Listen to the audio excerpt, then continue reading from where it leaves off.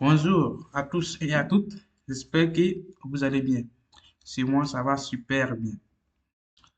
Bienvenue une fois de plus dans ma chaîne YouTube.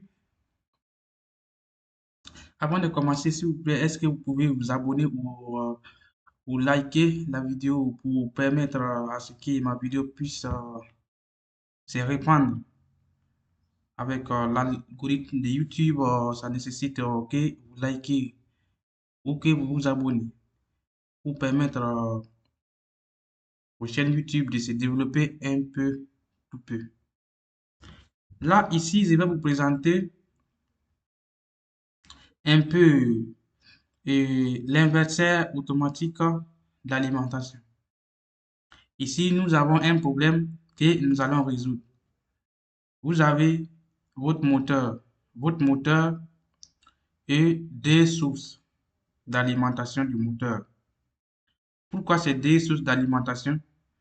Supposons par exemple que vous avez un moteur qui sert à la fabrication de farine, par exemple, dans une usine, et que vous avez une seule source d'alimentation de votre moteur.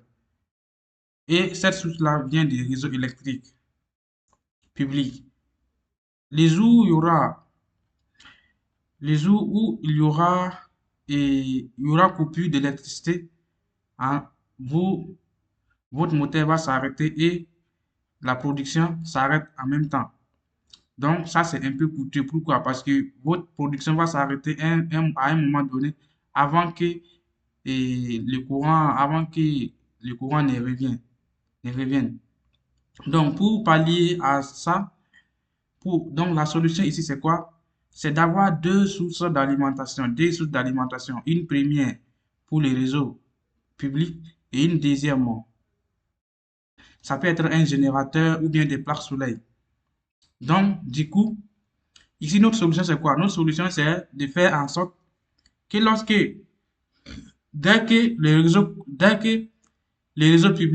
y a eu coupure d'électricité au niveau des réseaux publics, que les générateurs prennent immédiatement la relève pour éviter l'arrêt donc de la production. Est-ce que vous voyez un peu? C'est-à-dire, si le courant se coupe au niveau de la première ligne là, cette ligne-là immédiatement va se mettre en action pour permettre la continuité donc de, du service du moteur ici. Vous voyez ici, si lui là il se coupe, le moteur va s'arrêter. Donc ce moteur là va s'arrêter. Donc pour éviter tout ça, il faut mettre des sources côte à côte et qui sont connectées entre eux. Mais les deux ne marchent pas en même temps. Les deux ne marchent pas en même temps. Si l'autre coupe, l'autre revient. Donc c'est cette solution que nous allons vous simuler ici pour voir. Lorsque ce réseau se coupe, lorsque ce réseau coupe, lui là, il doit prendre immédiatement la deuxième source doit prendre immédiatement la relève. Maintenant, lorsque le courant revient, lorsque le courant revient au niveau de la première ligne, bon, ça vous de reconfigurer. Donc ici, la solution que nous avons trouvée, nous avons temporisé ça à 2 secondes. C'est-à-dire, lorsque le réseau revient, le réseau public revient, c'est-à-dire lorsqu'il y a rétablissement de l'électricité, donc on va attendre 2 secondes pour que les générateurs se déconnectent et les réseaux se connectent à nouveau. Voilà. Parce que là, c'est le réseau public et ici, c'est un générateur. Or, les générateurs, bon, ça peut fonctionner à base de l'essence, en tout cas, ou bien les plaques solaires. Donc, ici, c'est le schéma de commande de tout ça.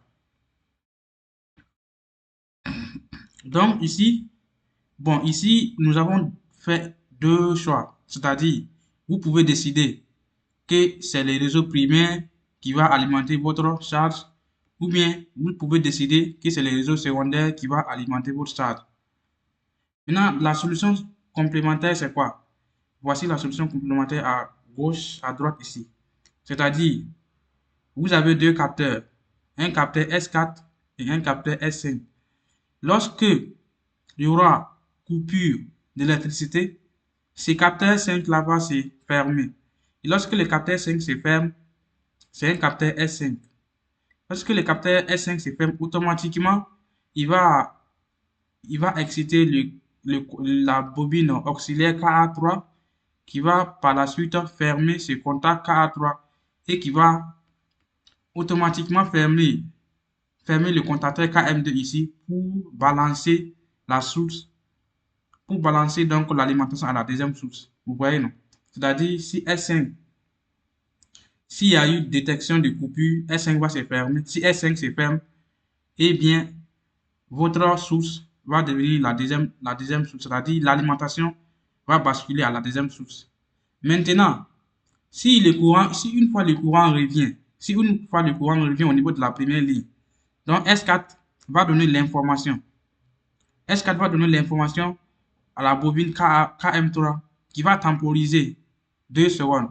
2 secondes après, il va déconnecter donc la deuxième source et connecter la première source. Vous voyez un peu? C'est un peu ça. Donc, on va passer à la simulation pour voir comment est-ce que ça fonctionne.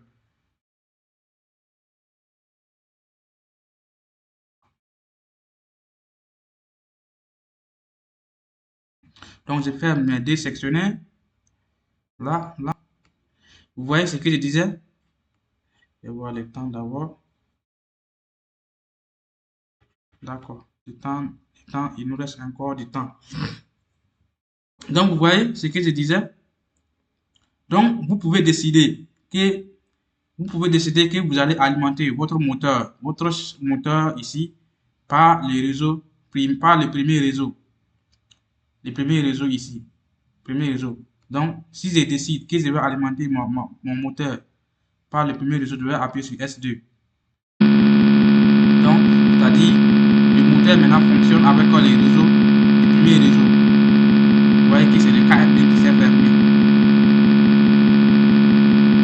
Ou bien je décide que je vais alimenter ma charge par le réseau, par le deuxième réseau. Là, c'est ici, c'est S3. Je vais appuyer sur S3 et le moteur fonctionne grâce au réseau secondaire. Vous voyez que c'est KM2 qui s'est fermé. Maintenant,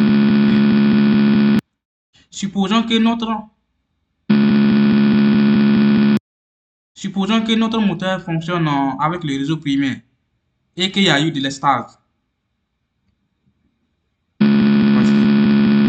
S'il y a eu de l'estage, c'est S5 qui va se fermer. Voici. S5 se ferme. Vous voyez, S5 s'est fermé automatiquement. Il a basculé au deuxième réseau pour assurer donc la continuité donc, du fonctionnement du moteur. Vous voyez, non? Maintenant, une fois si le réseau revient au niveau des. C'est-à-dire, une fois si le réseau, s'il y a électricité au niveau de la première ligne, S4 va se fermer. Si S4 se ferme, il va attendre 2 secondes avant de revenir au réseau primaire. Vous allez voir. Voilà, S4 se ferme, il va attendre 2 secondes. Vous voyez, il a attendu 2 secondes avant de refermer KM2. Puisque avant c'était KM2 qui marchait.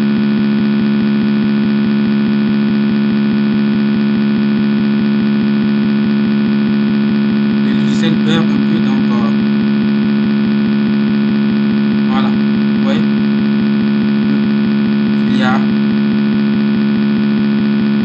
Oh, il a basculé au réseau secondaire.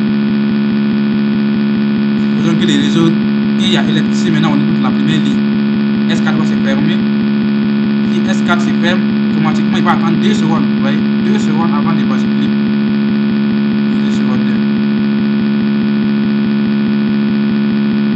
C'est un peu rapide en fait, puisque c'est temporisé 2 secondes seulement. Vous voyez. Donc, merci beaucoup vraiment pour. Merci beaucoup vraiment pour de suivre ma chaîne. C'est très intéressant. En fait, la construction électrique, vraiment, ça aide vraiment à la compréhension donc, des installations électriques. Et c'est très, très, très intéressant et très utile. Donc, il faut faire d'abord la conception sur le logiciel, là. Essayer de comprendre avant de partir sur le terrain pour faire les câblages. Ouais, c'est très logique. Merci beaucoup d'avoir suivi la vidéo et à la prochaine.